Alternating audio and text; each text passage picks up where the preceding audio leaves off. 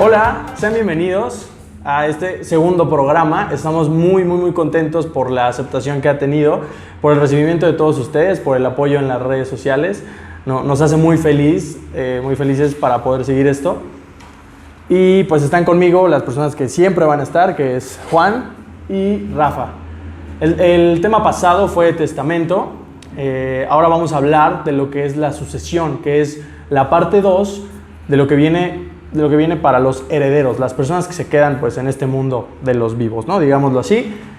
Para empezar con las sucesiones vamos a dar primero el significado del concepto de suceder. Lo voy a leer muy rápido, que es: suceder señala que una persona sustituye a otra en una relación jurídica. Esto es todo. Para poder empezar el tema, pues yo me gustaría llamar a Juan. ¿Cómo estás, Juan? Hola, ¿qué tal, amigos? ¿Cómo estamos? De igual manera, muchísimas gracias por ese recibimiento que tuvimos al publicar el primer video. Muchas personas se han acercado y nos han dicho que es interesante. Como bien lo dices, Alejandro, este primer tema que vimos, testamento, trataba más sobre el testador y el momento antes de la muerte. Hoy en día vamos a suponer que la muerte ya sucedió, la muerte del testador. ¿Qué sigue después? Justamente tú hablabas de un concepto, sucesión. Entonces, ¿qué es lo que sigue posterior al fallecimiento? Aquí podemos encontrarnos con dos supuestos. El primero es que la persona finada, la persona que falleció, haya o no otorgado testamento. Si otorgó testamento, seguiremos determinada formalidad. Si no otorgó testamento, seguiremos otro procedimiento. También cabe resaltar que estos procedimientos los podemos tramitar ante un notario, como el testamento que también se tramitó ante un notario, o también lo podemos tramitar ante un juzgado de lo familiar, ante el juez. ¿Okay? Sobre la tramitación de la sucesión notarial, me gustaría empezar con Rafael. Él, que es un abogado de notaría, podría explicarnos un poquito sobre los requisitos, sobre los pasos que se siguen en una sucesión notarial. Hola, buenas tardes. Hola. Perdón, Rafa, solamente para que entienda un poco la audiencia lo que acaba de decir Juan, es que hay dos vías, que es la intestamentaria, que es cuando no existe un testamento, ¿es correcto?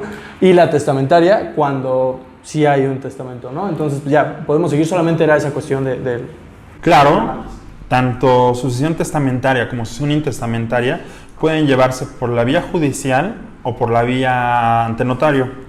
¿Qué es lo que se busca? Se busca descargar los juzgados, que no haya tanto trabajo en los juzgados y que se centren solamente en ciertos asuntos controversiales. Por lo tanto, solamente vamos a poder acudir ante notario cuando los herederos, ya sea por la vía testamentaria o intestamentaria, sean mayores de edad, ¿sí? Y no exista una controversia entre ellos. Vamos a llamarle que todos estén de acuerdo, todos comulguen con lo que se dejó en el testamento, o que todos acepten el derecho que la ley les da. Y no me quiero extender mucho, pero creo que es importante que el programa pasado nos centramos en qué pasa si yo dejo testamento, pero creo que las personas que nos escuchan se deben preguntar: ¿qué pasa si no dejó testamento mi papá, mi abuelo, mi tío, mi conocido, mi amigo? ¿Tengo algún derecho yo? Y entonces rápidamente me gustaría dar unas reglas para saber qué pasa en esos supuestos donde no se deja testamento. Primero hay que seguir un par de reglas, y es que la ley va a presumir a quién yo le quise dejar. Y entonces, la primera regla es: los parientes más cercanos excluyen a los más lejanos. Y la segunda regla es el parentesco por afinidad. El parentesco por afinidad es aquí el vínculo que se crea con los familiares de mi esposa o de mi concubina, que es el suegro, el nuero, el yerno, el cuñado. Aquí no surgen derechos sucesorios. Entonces, me gustaría empezar a decir que los hijos y adoptados van a heredar por partes iguales. Si hay 2 hijos y hablábamos de esta bolsita se va a partir en 2 y le va a tocar mitad y mitad. Si hay dos hijos, pero uno ya falleció, pero ese que falleció tiene a 2 hijos a su vez, entonces se va a partir en 2 la bolsita y uno le va a corresponder a un hijo y el otro le va a corresponder a los 2 que le debió haber correspondido al hijo que ya se murió, ¿no? ¿Qué pasa si existen hijos con un cónyuge o con una concubina? Bueno, aquí tenemos, en principio, la concubina o esposa hereda como un hijo, ¿sí? Siempre y cuando ésta no tenga bienes suficientes que igualen la porción de un hijo. Entonces, si la esposa tiene algún tipo de bienes, el notario o el juez tendrá que determinar si le asiste algún tipo de derecho.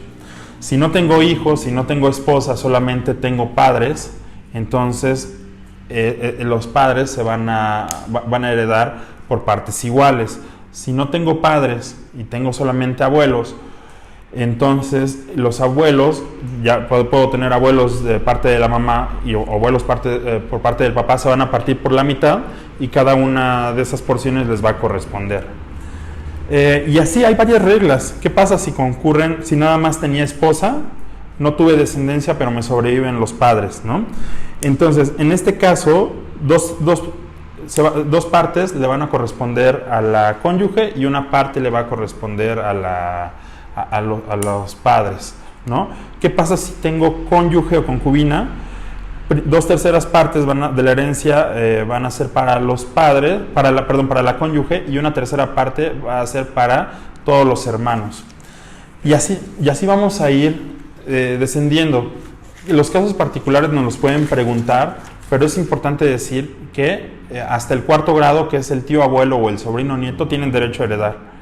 Si muero sin testamento y no tengo este tipo de familiares, va a heredar el gobierno directamente, la beneficencia pública. Estamos hablando, Rafael, de la sucesión intestamentaria, sin testamento, y estás hablando de los supuestos que considera la ley. Entiendo eso. Cuando no se dispusieron la que llamamos nuestra norma, y entonces, bueno, empezamos a excluir. ¿Qué tenemos? ¿Tenemos hijos? ¿No tenemos hijos? Vamos hacia los padres. ¿No tenemos padres? Vamos hacia los colaterales. ¿No tenemos colaterales? Y entonces así hasta el grado que nos mencionas tú, ¿correcto? Así es. Alex, ¿alguna duda? Porque... Bueno, solamente para aclarar respecto al... espero que todos lo sepan, pero concubinato es solamente no estar casados, pero estar viviendo juntos por un largo tiempo, 2 personas en una relación, ¿no? Sin que haya un matrimonio, sí, es decir, no es que me separe y ya me junté con otra persona y no es concubinato. Vivo por más de 2 años o tengo un hijo con esa persona y es una situación en la cual no he celebrado el matrimonio, pero es mi pareja, y entonces ahí nacen este tipo de derechos. Sí, para que entiendan un poquito más el concubinato. Y cónyuge, pues es esposa o esposo, ¿no? Y ya, es todo lo que quería recapitular. Uh-huh. Muy bien, aquí Alejandro, creo que lo importante que se quiere transmitir es que se van a dar situaciones muy específicas que ya se tendrían que ver más a fondo con su abogado de confianza, pero en principio la ley ya considera que puede suceder que no otorgues testamento, ¿ok? Pero bueno, de esto creo yo que sería también conveniente mencionar que existe el otro supuesto donde sí otorgó testamento. ¿Okay? Al respecto, existen los 2 caminos. Tú, Alejandro, que has trabajado en una notaría, ¿qué nos podrías decir sobre ese procedimiento de sucesión ante el notario? Pues yo veo que es una cuestión. También llevé algunos otros, estuve trabajando en un despacho de ir a juzgados y así. Y yo veo que la cuestión de sucesión es un poco más rápida y sencilla, pero como tú lo mencionas, no debe de haber controversias. O sea, deben de estar todos muy bien entendidos en cuanto a lo que va a pasar. O sea, yo veo eso en la cuestión notarial. Uh-huh. Muy bien, efectivamente tenemos aquí el supuesto de la testamentaria, es decir, donde se otorgó testamento, y como bien lo dices, la sucesión testamentaria ante notario nos reduce tiempos, a veces gastos, pero hay veces que no se puede hacer ante notario precisamente porque existen problemas entre los herederos. Voy a abordar de manera rapidísima de qué se trata la sucesión testamentaria ante un juez. Es básicamente la solicitud que nosotros le hacemos al juez para que se active ese testamento que la persona que ya falleció dejó, se active y se divide en 4 secciones este procedimiento. En la primera sección, y lo vamos a tocar de manera muy somera únicamente para que conozcan el caminito, en la primera sección vamos a reconocer la validez de ese testamento y vamos a también a reconocer al albacea que se estableció en ese testamento. El albacea protestará y tomará ese cargo. ¿Qué es eso de protestará? Es básicamente ese tipo de juramento que hace el albacea para llevar a cabo su cargo de manera adecuada. Ok, ya dije entonces reconocimiento y validez del testamento. Y por supuesto en esta primera sección los herederos van a aceptar la herencia y los legatarios van a aceptar los legados que les corresponden y les dieron en el testamento. Básicamente eso es lo que envuelve la primera sección de la sucesión testamentaria, y lo que vamos a tener como resultado de esa primera sección es una sentencia, no es definitiva, es interlocutoria, se les dice, donde se van a declarar a los herederos y a los legatarios y al albacea. Se van a reconocer. Muy bien. Ahora, esta primera sección también la podemos envolver desde el punto de vista notarial, y aquí me gustaría que vayamos haciendo la comparativa entre el procedimiento judicial y el procedimiento notarial. Ya les dije qué contiene la primera sección. En el primer paso notarial, ¿qué podrías decirnos, Rafa? Bueno, es una situación parecida a la judicial, solamente que quedamos que debe de existir el requisito de que los herederos sean mayores de edad, ¿sí? Y que no haya controversia. En este sentido, hay 4 secciones lógicas en toda sucesión. Primero tengo que aceptar esos cargos, tengo que aceptar mi institución de heredero, la institución de albacea.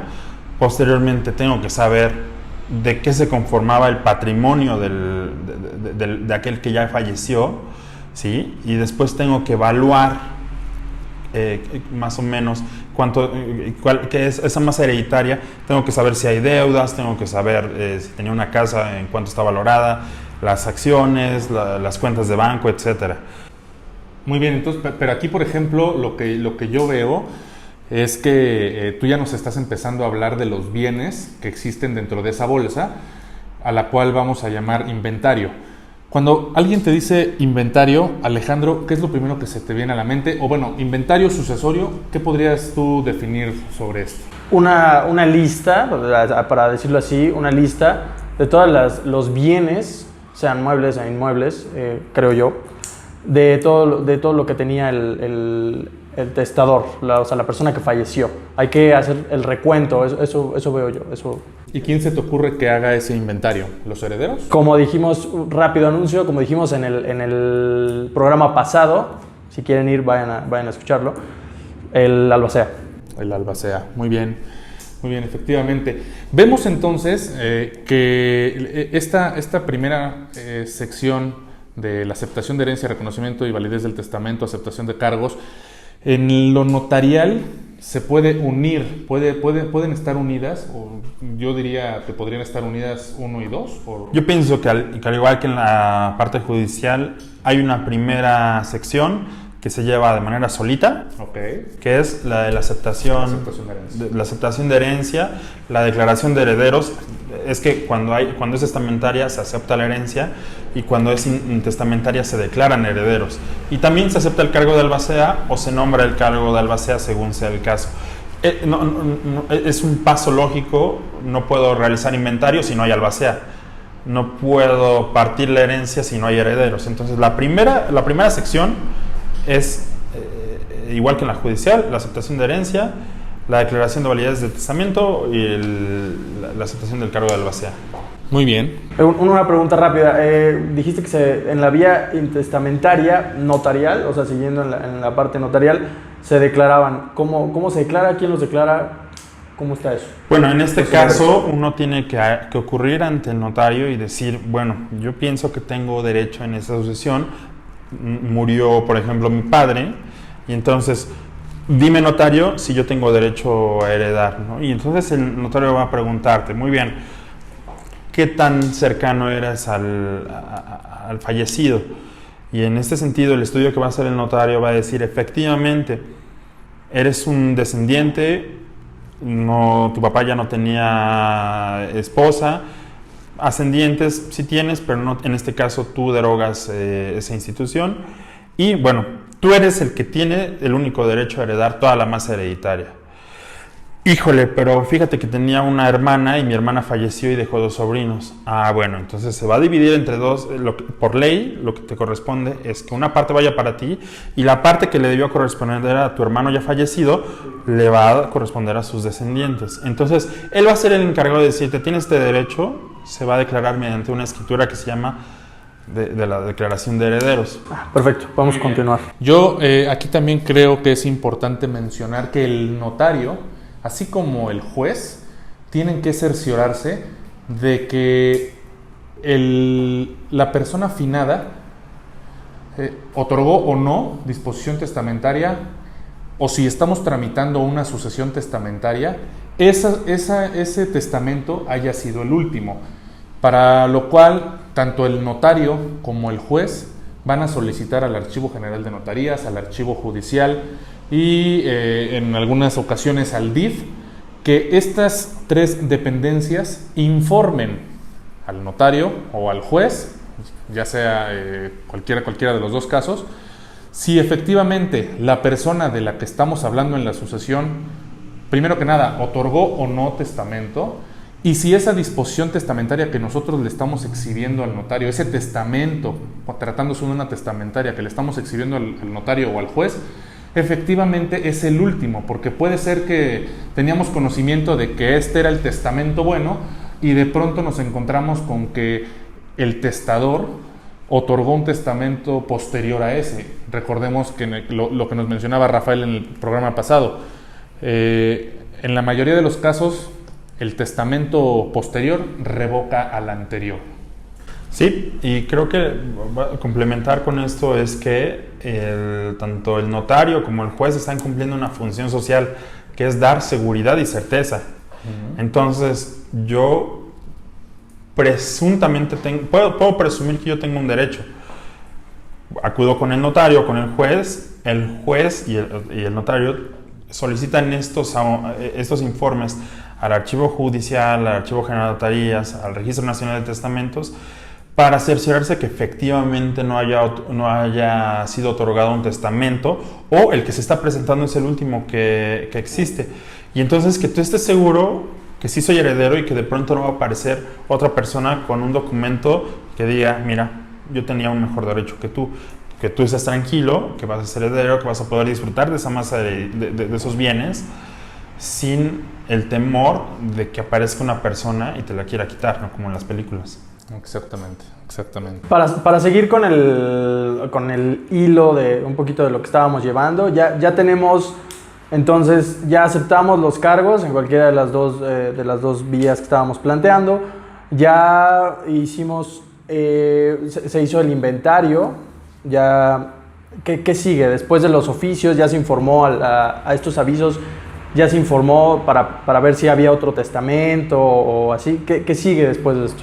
Ok, pues bueno, después de esto, ya que tenemos si somos o no beneficiarios en caso de no tener testamento y que ya llevamos el intestamentario y ya nos declararon herederos y ya se hizo el inventario, o en el caso de una testamentaria donde ya aceptamos la herencia, ya igual nos declararon como herederos, creo yo que viene, bueno, más bien no creo, sino viene el siguiente paso. Por lo que respecta a la sucesión judicial, viene la administración. En esta administración es donde en esta sección tercera, es donde el albacea va a hacer la rendición de cuentas y va a informar cómo es que se llevó a cabo esta gestión durante el tiempo que duró. Yo tenía a mi cargo como albacea determinados bienes, aquí están los contratos de arrendamiento, esto fue lo que se ganó, esto fue lo que se gastó, y prácticamente ahí tendremos una rendición de cuentas, la cual por supuesto tiene que ser aprobada por los herederos. Si es aprobada, podemos decir muy bien, pues ya tenemos aquí el cúmulo de bienes, pasamos a la siguiente sección, que es la de la adjudicación. Vamos a pensar que primero me designan como heredero. Y entonces, y también se nombra un albacea. Este albacea dice, hay un edificio y tienes una casa. Y el edificio lo rentábamos. Entonces, durante este procedimiento sucesorio, todo, porque no es de un día para el otro, se generaron rentas, ¿no? Entonces, ¿quién las tiene que cobrar? El albacea. Se tiene que pagar los derechos de servicio por el agua, se tiene que pagar el impuesto predial, ¿no? A lo mejor se rompió el techo, hay que repararlo. Y entonces, del inventario que hizo mira, tenías una cuenta con tanto dinero y tenías esta casa y también tenías estos departamentos de los cuales cobras renta, pero se tuvieron que hacer estas reparaciones, pero tuve que pagar estos impuestos, pero tuve que pagar estas deudas que debía el fallecido. A esto es a lo que se refiere Juan Manuel con la administración, la rendición de cuentas. Entonces, efectivamente, como se podrán dar cuenta, es un procedimiento lógico. Primero acepto la herencia, acepto los cargos de albacea, después digo qué es lo que tenía y con base en eso, digo, el albacea ejecuta ciertos actos administrativos como lo haría el dueño, ¿sí? Como lo haría, como lo hiciese el propio fallecido, y después le tiene que decir a los herederos, esto es lo que hice. Mi gestión de todo el inventario que tenía, pues, tuve que hacer esto y tuve que pagarle a esta persona, tuve que retener esto, tuve que cobrar esto, ¿no? Efectivamente, para llegar al último paso, que es el proyecto de partición y la adjudicación de los bienes. En este sentido, me gustaría que nos imagináramos que es una casa tenemos dos casas, tenemos dos herederos y las casas valen más o menos lo mismo. En este sentido, si hay una disposición testamentaria que nos deje por partes iguales, podemos pensar que hay dos formas en las que nos podemos quedar con esos bienes. La primera es que cada uno se quede con una casa, pues tienen un valor similar, o que los dos queden como copropietarios de la misma casa, o que se vendan a un tercero y que la liquidación de ese patrimonio se reparta por partes iguales. Exacto. A esto en la vía judicial es lo que comúnmente le llamamos como el famoso proyecto de partición, donde nosotros ya designamos, ya sabemos cuáles son los bienes, cómo van a ser repartidos y en un futuro cómo van a ser adjudicados, cómo esa masa hereditaria puede llegar de esa misma naturaleza o transformado en dinero dependiendo de las decisiones que hayamos tomado. Ahora, me parece que estas 4 secciones están bien explicadas, pero imaginemos que nos están escuchando personas que desafortunadamente acaban de sufrir la pérdida de un familiar y no se encuentran todavía en este lapsus de decir qué voy a hacer, qué tengo que hacer. Alex, con todo lo que te hemos dicho, imagínate que tú te encuentras en el supuesto de un heredero. ¿Tú por cuál, en este momento, te irías por la vía judicial, te irías por la vía notarial? Y me gustaría que más o menos nosotros pudiéramos decirle, si te quieres ir por esta vía, tendrías que presentar estos documentos. Ok, muy bien. Como ustedes lo dicen, creo que aquí ya viene como una parte bastante interesante, que es donde vamos a empezar a debatir. No no creo que haya una mejor o una peor, sino que recordemos que el derecho va de lo general a lo particular, entonces siempre va a haber casos particulares que les quede mejor esto, o sea, la testamentaria, la intestamentaria, o la notarial, la judicial. Casos necesarios también. Casos necesarios. Por ejemplo, iniciemos con la más sencilla, creo yo, justo por esto, porque no requiere que exista alguna controversia, ni problema, ni nada. La notarial, a ver, entonces ya tengo el testamento. ¿Qué sigue? ¿Voy con el notario? Efectivamente, lo que siempre le recomendamos por la vía notarial a los clientes es: más vale un mal arreglo que un buen pleito, porque un buen pleito puede durar 20 años, ¿no? Entonces, hombre, Pienso que siempre tenemos que buscar conciliar, a veces ceder un poco de tal manera que las partes estén de acuerdo. Y en ese sentido, supongamos que es un testamento el que otorgó el fallecido, hay que presentar el testamento, hay que presentar las identificaciones de las personas que aparecen dentro del mismo, y hay que solicitarle al notario que inicie la tramitación testamentaria.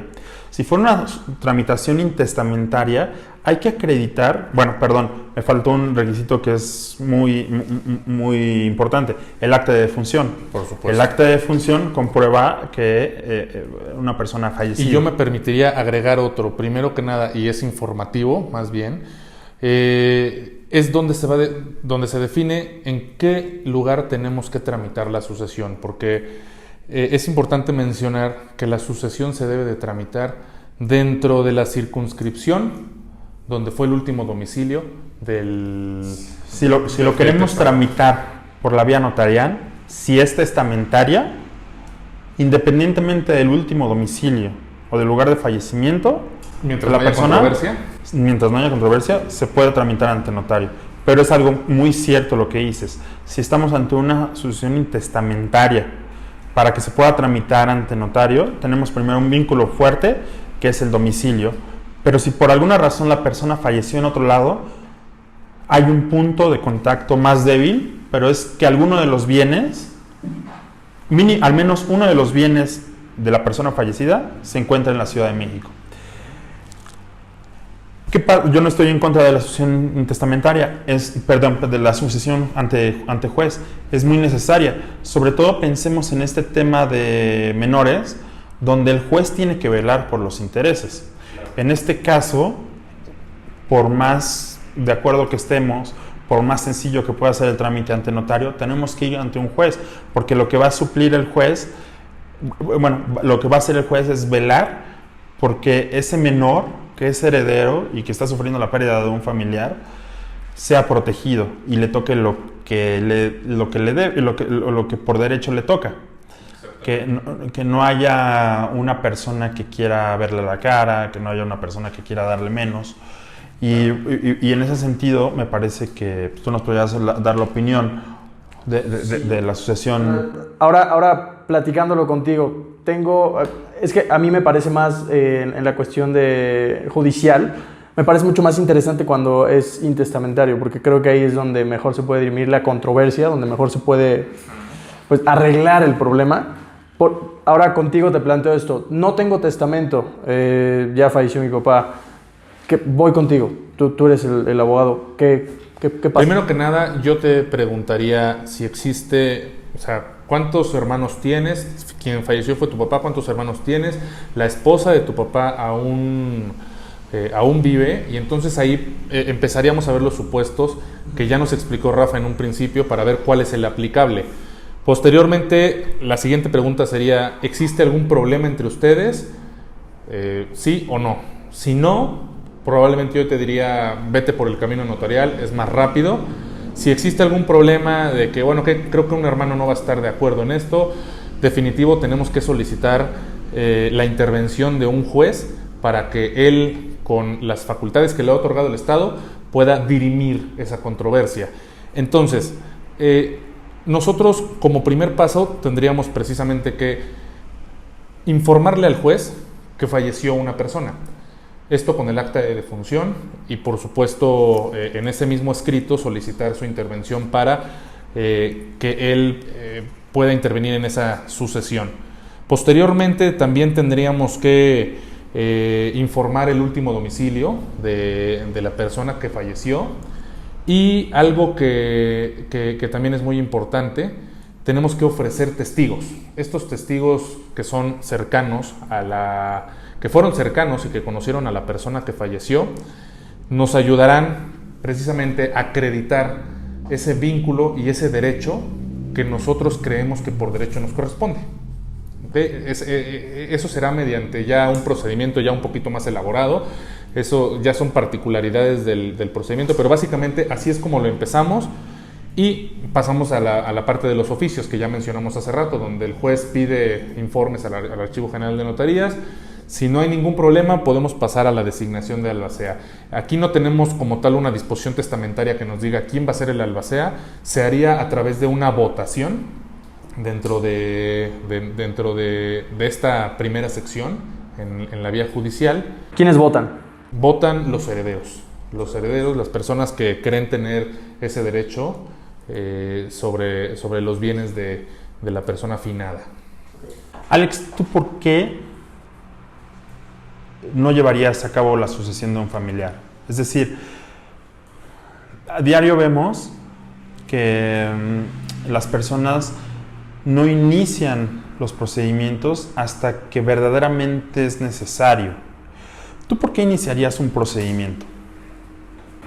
Pues o sea, yo lo veo desde el punto legal, porque yo lo he estudiado, porque, no sé, para darle el seguimiento, porque sí, o sea, debe de haber un momento emocional en esta cuestión, pero también debe de haber un momento lógico, razonable, que tiene que ser, o sea, todo esto de quién es, o sea, para quién va a ser, hay que ver todo eso. Bueno, hay que ver quién es el que debe de continuar, como lo dijiste muy bien al principio, y es el que continúa las relaciones de la persona fallecida. La persona muere, pero no muere en todo el legado de sus bienes, de sus derechos, de las obligaciones. Y en este sentido creo que sí es importante que dejemos de incertidumbres y promovamos que las personas inicien las tramitaciones, pero yo veo un tema central en el cual las personas tienden a no formalizar esto, y es lo caro que puede salir, ¿no? Tanto por contratar a un abogado, que se vaya al juzgado, o se vaya por la vía notarial. Quiero pensar, y estoy firme en mi pensamiento, que no tramitar a la larga es 10 veces más oneroso, 10 veces más desgastante que hacerlo en el momento más próximo al fallecimiento de una persona. Vamos a pensar que tenemos un inmueble que era de mi papá fallece, y en ese sentido, ¿cuánto tengo que pagar de impuestos? Bueno, actualmente hay muchos beneficios fiscales para la adquisición de inmuebles. Esto es por un impuesto local.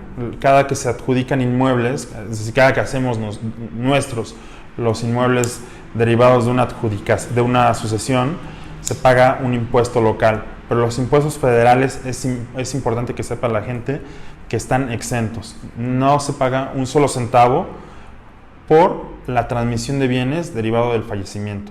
Estoy hablando de IVA e impuestos sobre la renta. Ok, creo que lo que mencionas es muy importante. El que nosotros nos acerquemos a la formalidad, porque no tramitar esta sucesión sería vivir en la informalidad. Va a tener sus implicaciones fiscales, va a tener sus implicaciones de costos, por supuesto, pero como bien lo dices, a la larga es mucho mejor haber hecho ese pequeño esfuerzo por darle formalidad a ese patrimonio y pasarlo a quien tenía que pasar de manera adecuada, que no hacerlo. En un futuro eso nos va a salir, les aseguro, mucho más caro, y bueno, creo yo que es lo más adecuado.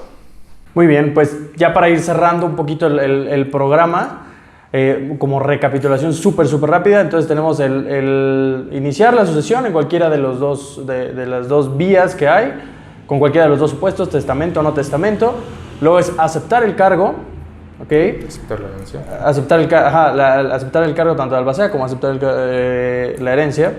Después tenemos viene todo lo del inventario, el que había en los bienes del fallecido. Valuarlos.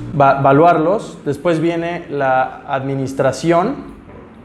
Ojo, en este inter se tuvieron que haber enviado unos oficios, unos informes, mensajes entre organismos para saber si era el último testamento, ¿no? En la primera sección. En la primera sección. Después del inventario, de ver qué es lo que había, evaluarlo, todo esto, viene la administración del albacea, pagar cuentas, también cobrar. Eso es algo importante que dijiste, cobrar, si es que había alguna deuda que sea exigible.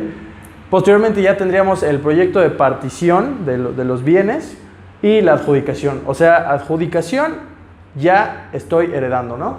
Y me gustaría solamente, ya a manera de comentario final por mi parte, decir, híjole, fíjate que no sé si aceptar la herencia de mi familiar, porque sé que debía mucho y que el que yo me vuelva heredero no me vaya a afectar, no me vaya a pasar a mí la deuda.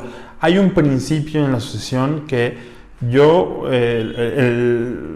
se debe hasta el monto de activos que tenía la sucesión. Es decir, si la sucesión tenía 5 pesos y yo debía 6 pesos, se van a pagar hasta los 5 pesos que debía, pero a mí como heredero no me va a perjudicar. O sea, no pongo nada de mi bolsa de heredero. Se cobra con la misma herencia, ¿no? En palabras más simples, ya se cobra con la misma herencia.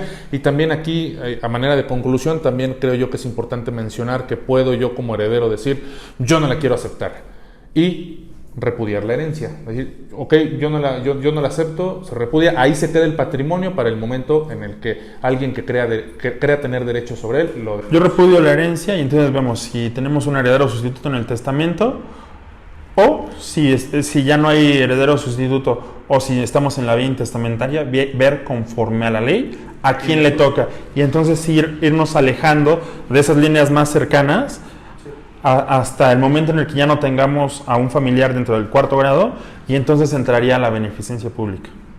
Ok, muy bien, pues muy interesante toda esta conversación.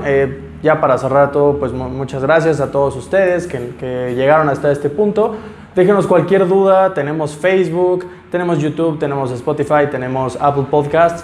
En todos los lugares son Iusfórmate. Muchas gracias y no olviden que esto es importante porque esto le puede pasar a todo el mundo. Indudablemente les va a pasar, sea este programa de testamento, de sucesión, sea lo que sea, sean los siguientes programas, algún día les va a pasar. Entonces es mejor estar informado y preparado para el futuro. Muchas gracias y nos vemos a la siguiente. Gracias.